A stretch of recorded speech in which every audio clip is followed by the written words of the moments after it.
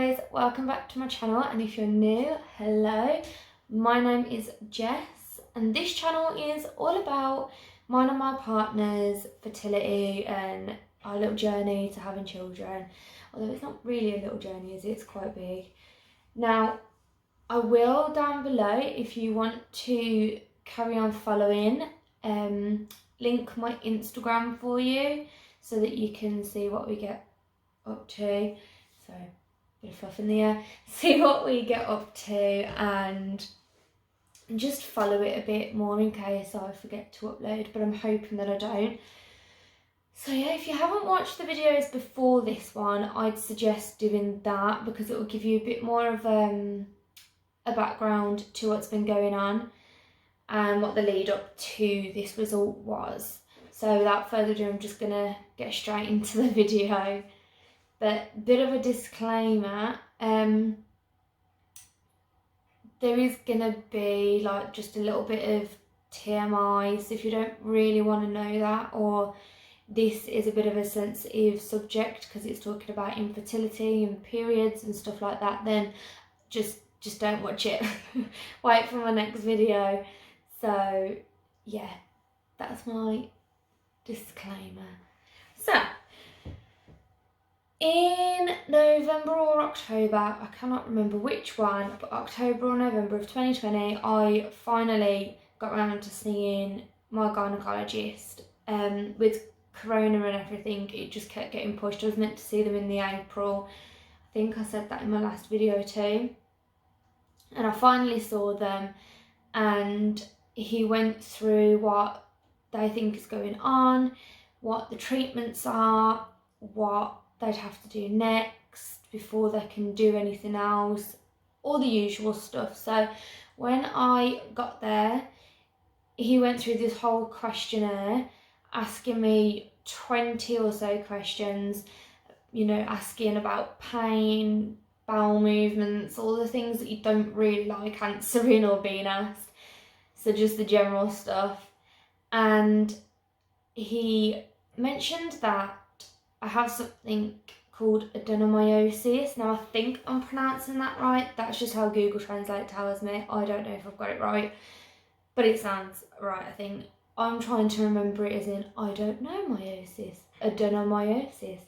Yeah, I thought that was the best way to try and understand it. Now I've got my notebook here because I've had to write things down.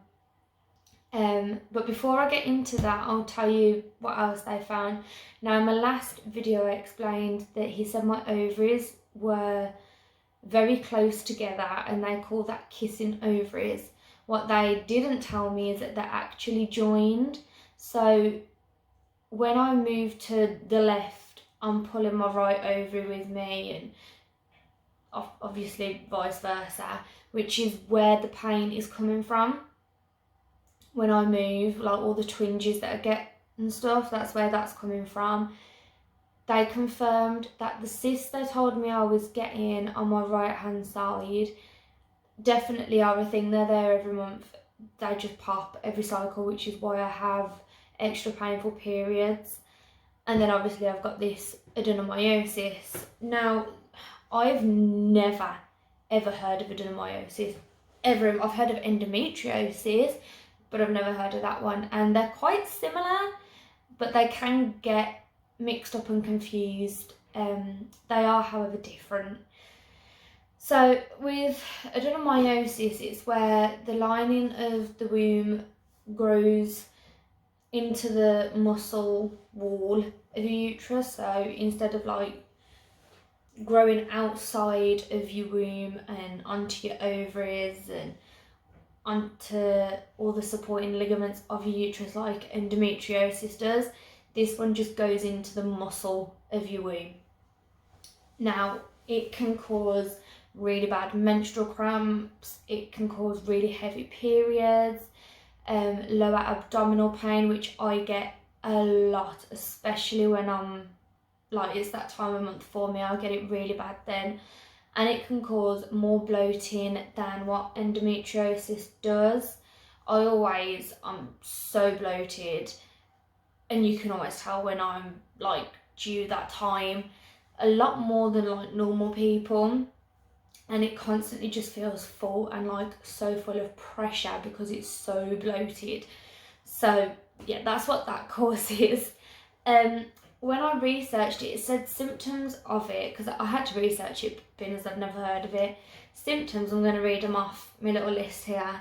Are the heavy and prolonged periods that I said, the really bad menstruals, and the abdominal pain and pressure and the bloating that I've just mentioned, but it also causes severe, sharp, knife-like pain, which is definitely what I get. I always say to my partner, like, it feels like somebody is physically stabbing me, and wow, like, even the strongest painkiller that they've got me on, which is codridamol, does not get rid of that pain at all, and it causes like the feeling of like a fire in your stomach, and let me tell you, that is awful. I always feel when it's my time, and to be fair, even when like it's not that time of month for me, I always feel when it's playing up like my stomach is on fire, and it's like this heat just radiating inside, and then that causes extra pain. It's just not fun. Now, the bit that gets my gynecologist is adenomyosis is normally seen in women over 45 who have already had children, and it can be caused like by the after effects of giving birth, and depending on how many kids you've got, it can be caused by how many times you've carried. Well, I've never had children and I'm 27, so he's a bit confused as to why I've got it, but it's not uncommon. It's just a bit more rare that it's seen in younger people. Now, he had to do an MRI, which I have had already. I have had that. He wanted to do the MRI because it's a lot more clearer and it can penetrate a lot more to see just how much damage is in your womb. So I'm just waiting for the results on that at the moment. I had that, I think it wasn't the beginning of January, it was just before Christmas, I'm sure of it. It's either just before or just after Christmas, but I know I had it not long ago.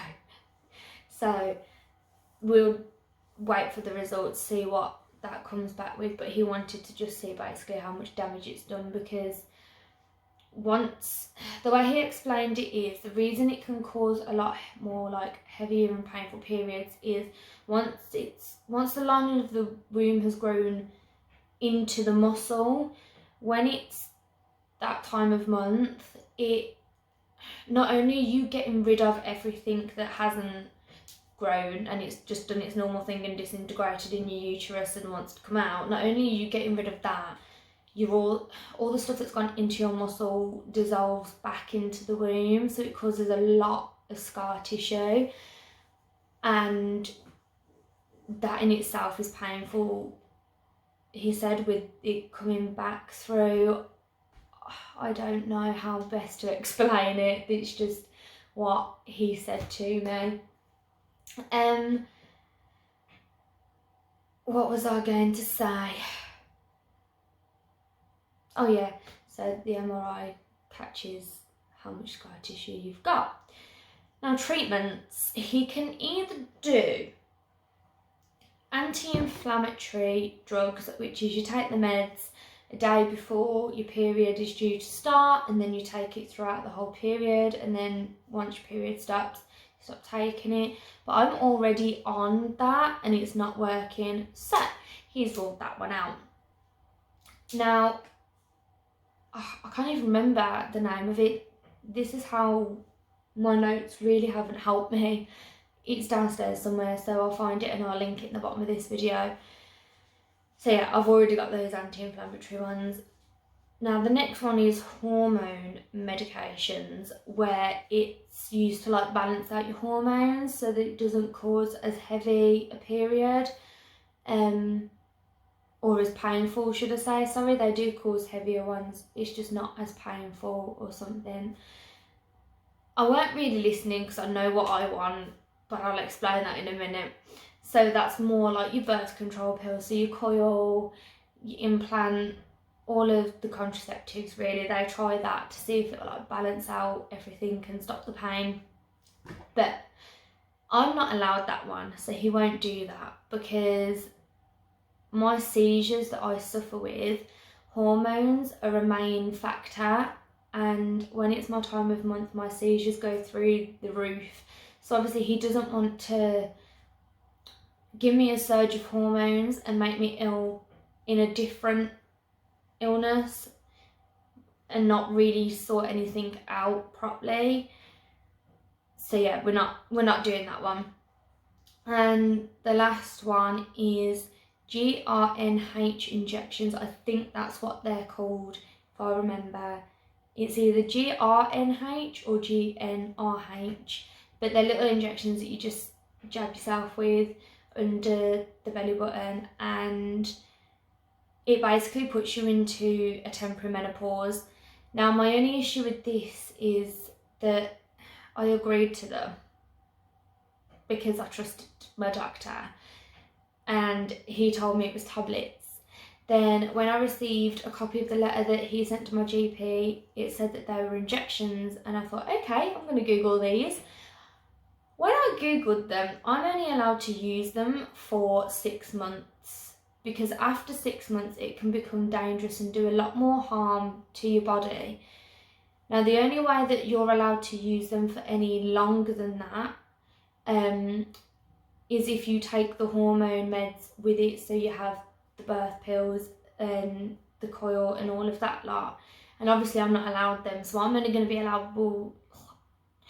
be allowed the injections for 6 months instead of 2 years. So I'm not too sure where I stand with that right now. If it was down to me, I'd do the very last option that they can do, but he won't do, which is a hysterectomy. Now, I want that. I want the problem and the issue to go away so that I don't have to deal with the pain, and when it's leading up to that time of month, I have a lot more energy, and when it is that time of month, I can get off the sofa and do stuff like normal people. But he won't do it because I am 27 and I'm not 45 and I haven't had children. He said that I might regret it, which for some people may be fine, that's them, like, whatever. But for me, I ain't gonna regret that. Like, if I can be pain-free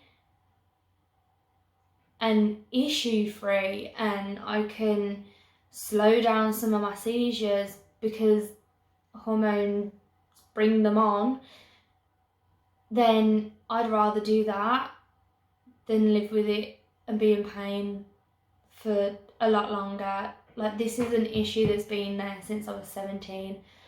He did also confirm actually that if they'd listened to me when I was 17 instead of ignoring me until not last year, year before, that there's probably something they could have done and I would have been able to have children naturally and carry them. So yeah, I'm not too happy about that, but there's nothing I can do about that now, so I've just got to live with that. But yeah, I'm gonna try and fight for my hysterectomy because I would so prefer that. I really would. There's other ways that I can have children, there's other routes that I can go down. So yeah, I don't want injections for 6 months that are gonna stop my periods and then they'll come back twice as worse. When I stop that medication, I think it says that it takes like 2 months for your periods to restart. So yeah, I don't really want to be doing that. So if I turn this over and let me look at my notes. Now, he did say that I am fertile, like I could, it's not that my eggs don't work, I could have children, but it's because my womb is more than likely way too scarred, way too weak and way too damaged that I can't carry them. So the news that he said was that we can't have children naturally, which I kind of already knew. I've had a year to process that and prepare myself for that news, so it wasn't too much of a shock, but it still took me back a bit, and obviously my partner. I did not know how to tell him at all when I got home. It took me about 3 hours.